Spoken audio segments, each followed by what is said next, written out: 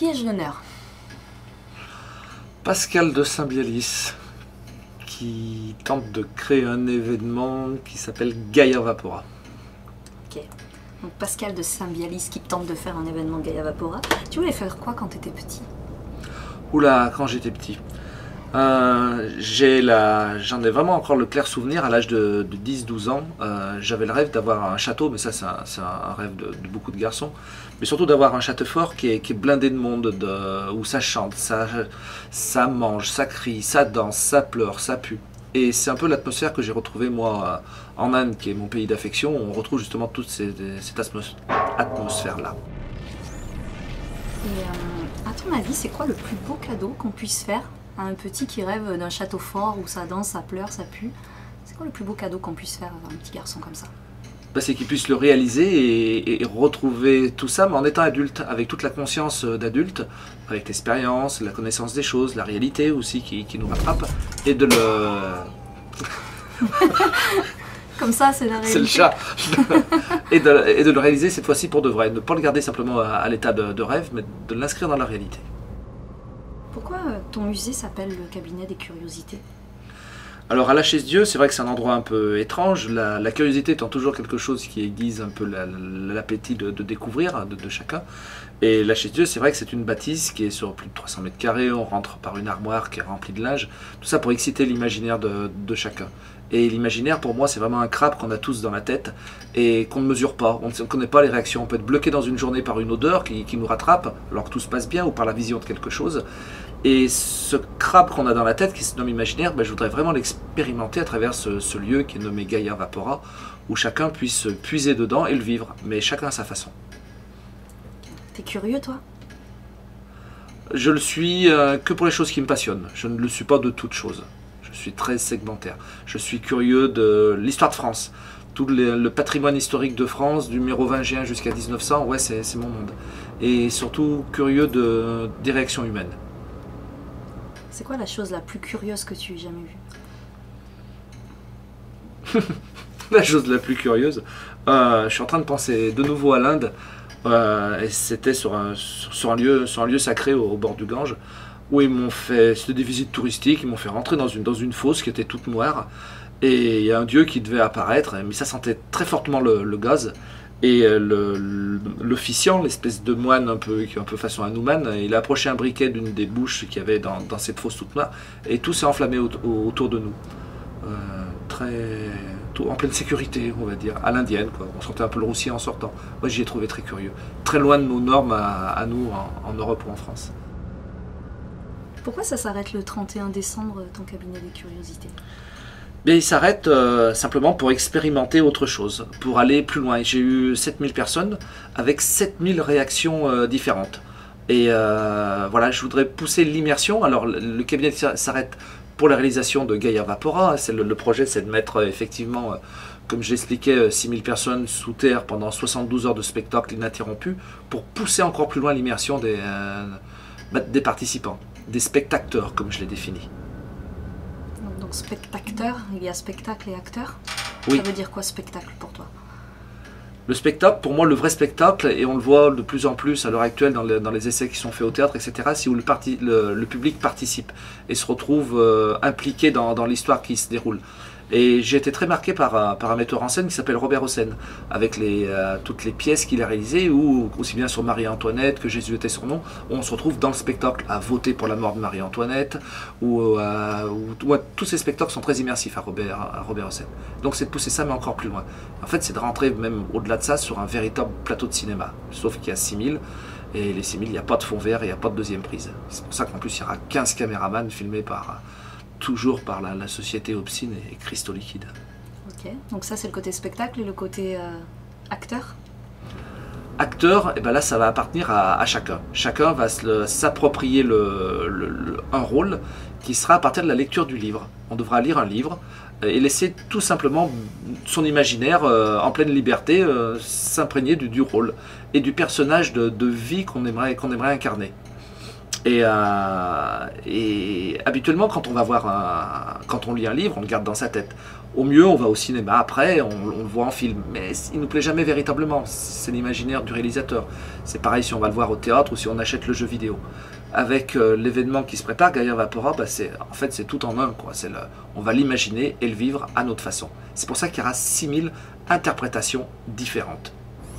Donc Pascal, pourquoi ça s'arrête le 31-12, le cabinet des curiosités? Le cabinet des curiosités s'arrête à la Chaise-Dieu, la fin décembre, parce que l'année prochaine, je vais me consacrer à réaliser juste un seul événement. C'est l'événement Gaia Vapora, qui va se passer dans le nord-est de la France, exactement entre Dijon et Reims. Et c'est de mettre 6000 personnes sous terre pendant 72 heures de spectacle ininterrompu, avec un dress code coloré et bien particulier qui s'appelle le Tribal Steampunk. Et si tu devais expliquer Gaia Vapora à un enfant, qu'est-ce que tu lui dirais? Je dirais en gros, je t'invite dans mon bac à sable, tu viens avec ton seau et ta pelle, sauf qu'on sera à 6000 et tous avec des seaux et des pelles de couleurs différentes. Où chacun pourra, dans le contexte donné, dans la cohérence artistique qui sera créée, justement imaginer son propre rôle. Et ça, les enfants, ils savent faire? Ah oui, les enfants, ils sont dedans dans le... Je vois, moi j'ai un petit de 2 ans et demi, c'est Van, là qu'on voit sur le teaser.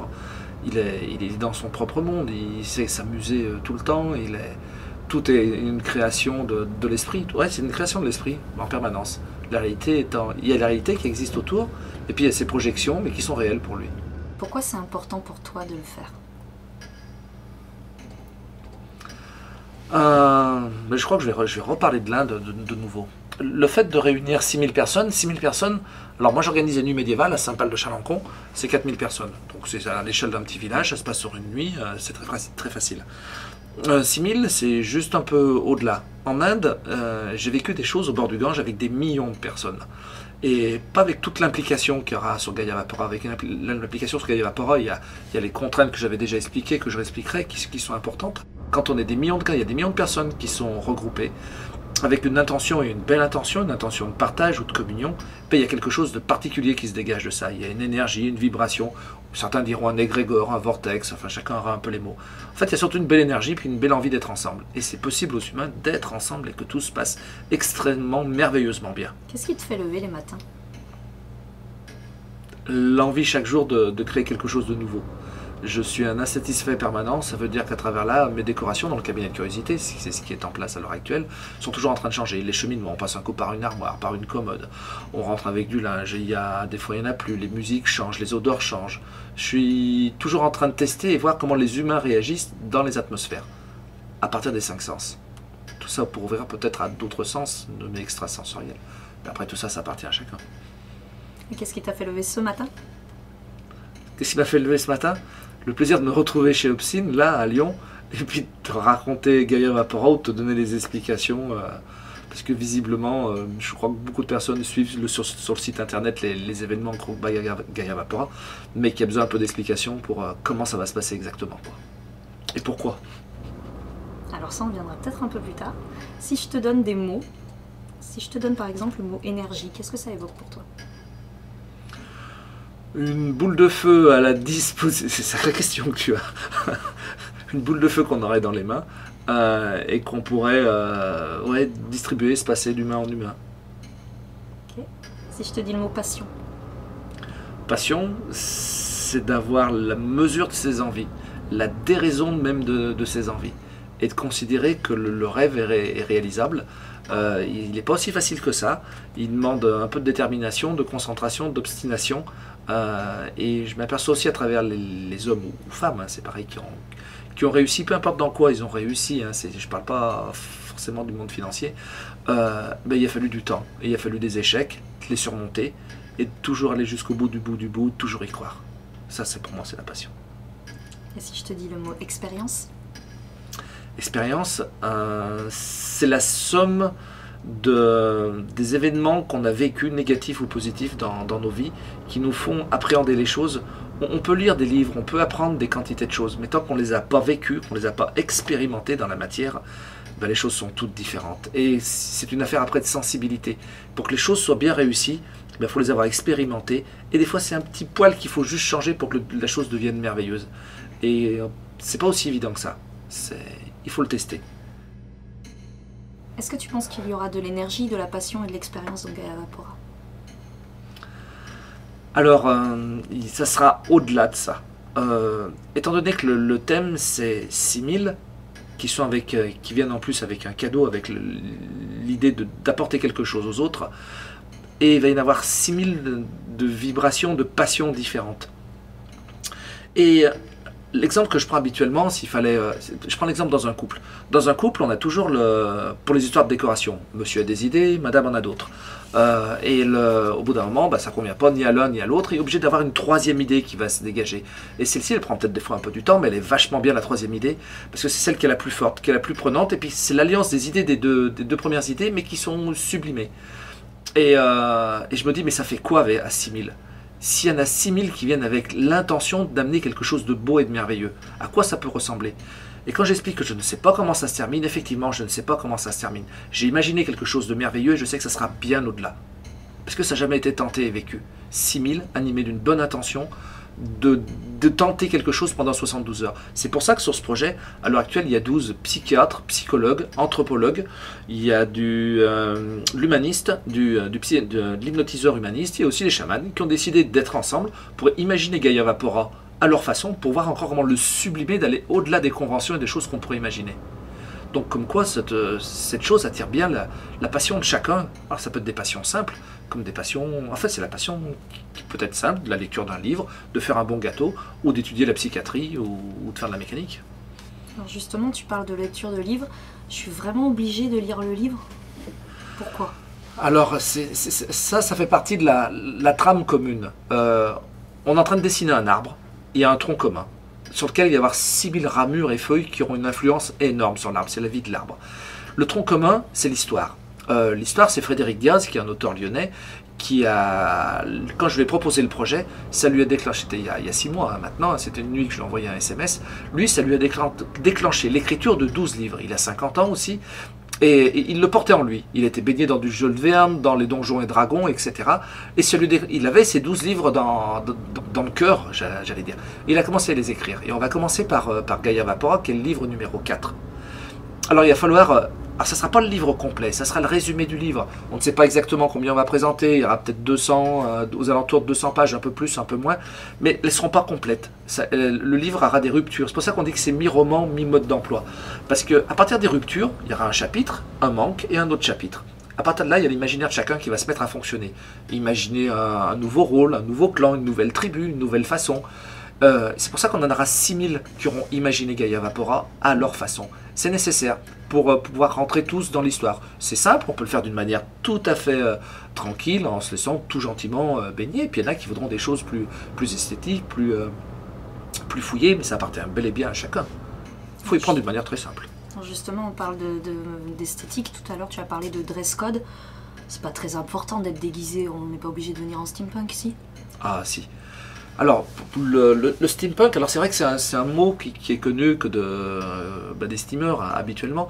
Le steampunk, donc c'est les années 1850-1900, c'est le monde de Jules Verne, ni plus ni moins. Sauf qu'il est un peu plus déjanté. On le connaît à travers les films comme Charlie et la chocolaterie, on pourrait classer dans steampunk, La Ligue des Gentlemen Extraordinaires, Les Mystères de l'Ouest, Hugo Cabret, et puis surtout en film français, La Cité des Enfants Perdus. Donc un monde de mécanique, etc. Le steampunk est très élégant. C'est pour ça aussi qu'il a été choisi. Et puis c'est assez facile de se costumer steampunk. Un pantalon, un gilet, un chapeau haute forme, et après de trouver des accessoires, des lunettes et toutes sortes de choses, ça on le peut facilement. Et tout ça, c'est pour la cohérence, qu'on se sent porté, que notre imaginaire se décroche de se croire dans une réalité, de se croire dans cette cité en 1850, dans ce monde fantastique. Donc on peut créer un personnage?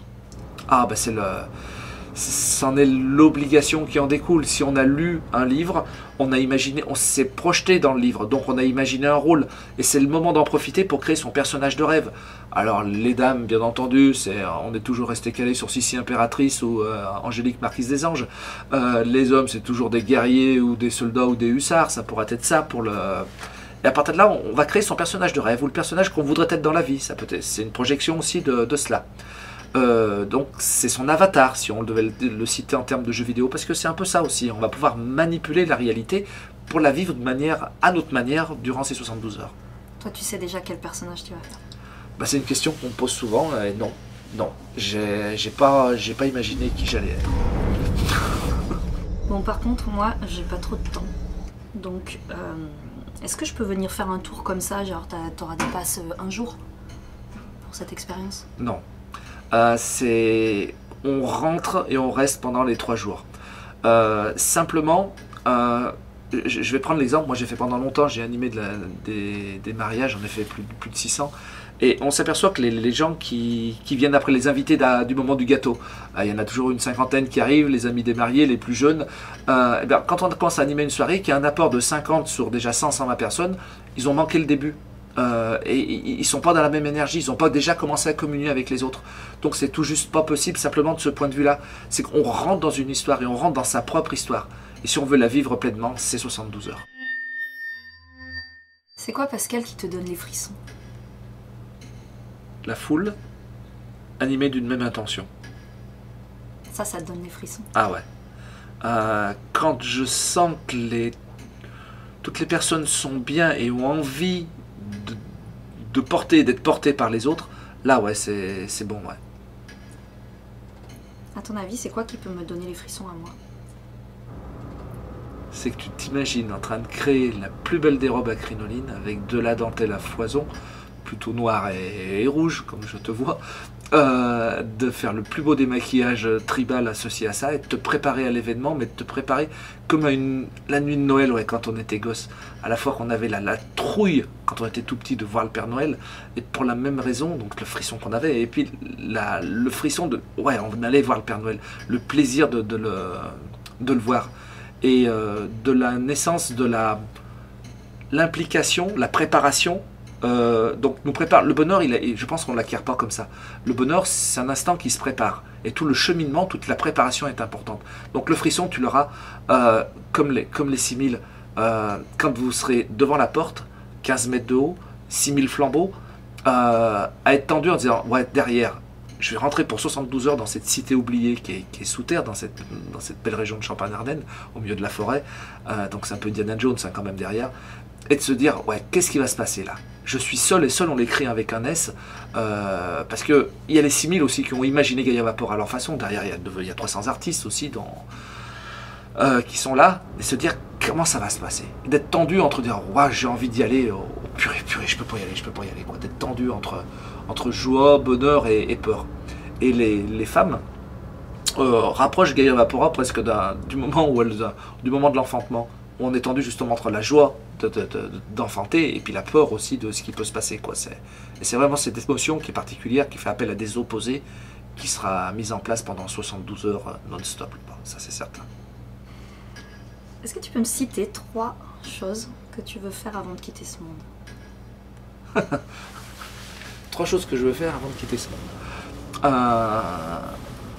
Alors, j'ai souri parce que sur le livre d'heures, dans le cabinet de curiosité, bien souvent, il y a des petits mots dans le livre d'heures et beaucoup de personnes m'ont souhaité d'avoir une belle mort. Et je me suis dit, mais comment avoir une belle mort? Et en fait, oui, c'est facile d'avoir une belle mort. C'est de profiter de la vie et de dire, ouais, j'aurais tout tenté dans ma vie. Là, ouais, j'aurais fait les choses où je les aurais tentées, du moins. Je sais que je peux m'en aller tranquille, quoi. Et moi, si j'avais 3 choses, d'une, d'acquérir un lieu et de faire des événements où on sente l'émotion, mais la belle émotion, l'émotion positive du faire ensemble, ça c'est la numéro 1. La numéro 2, c'est la même chose. Et la numéro 3, ouais, c'est de le vivre à travers ça, quoi. J'ai nulle autre option, il n'y a que ça. Tu feras quoi quand tu seras grand, Pascal? Bah ça va être difficile parce que je crains de ne jamais être grand, quoi. J'ai gardé ces rêves d'enfant. Je sais que c'est pas aussi facile comme je l'ai expliqué tout à l'heure, mais non, j'ai pas envie d'être grand. Oui, je suis adulte, j'ai des responsabilités d'entreprise, de parents, etc. Mais non, j'ai décidé de continuer d'avoir une âme d'enfant. Ouais. Pourquoi tu m'as dit je crains de ne pas vouloir être grand? Pourquoi le verbe de craindre? Oui, c'est vrai qu'il est inutile. Je pourrais m'en passer comme si c'était une excuse, il n'y en a pas besoin. Je suis certain de vouloir rester enfant. J'ai une petite question bonus. Comment il s'appelait le cochon dans le clip qui présenter Gaia Vapora? Alors le cochon, il s'appelle Justin. Justin. Et Oui. Justin, c'est un bon nom pour un cochon. Et dans le clip, donc Justin, donc c'est, alors il a un papa et une maman. Sa maman s'appelle Sandy, son papa s'appelle Angel, qui est prof de flamenco à Villeurbanne. Et c'est un copain, un ami d'enfance à Cristo Liquide. Et Justin est arrivé un peu par hasard là, donc on le voit sur le clip, donc qui court avec Sévan. Donc les deux ont le même âge, hein. Justin a 2 ans et demi, Sévan a aussi 2 ans et demi. Il y a 100 kilos de différence entre les deux. Et Justin a un très mauvais caractère et il vit à Lyon-Villeurbanne en plein appartement, quoi. C'est ce qui était étonnant. Est-ce qu'on le verra, lui ou d'autres animaux, sur Gaia Vapora? Oui, alors Justin en plus aura un rôle particulier, il sera caméraman.